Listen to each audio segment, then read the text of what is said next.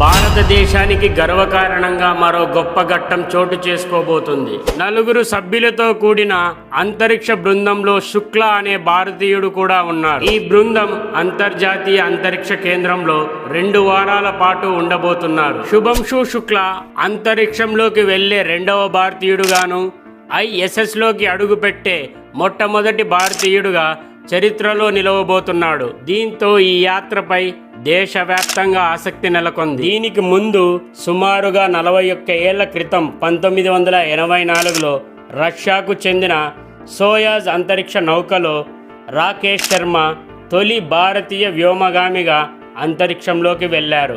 ఆయన అక్కడ సుమారు 8 రోజులు గడిపాడు. భారతీయ కాలమాన ప్రకారం ఈ నెల 10వ తేదీ సాయంత్రం 5:52 నాసాకు చెందిన ఫ్లోరిడాలోని కెనడీ అంతరిక్ష కేంద్రం నుంచి AX-4 అంతరిక్ష నౌక ISS వైపు ప్రయాణమవుతుంది.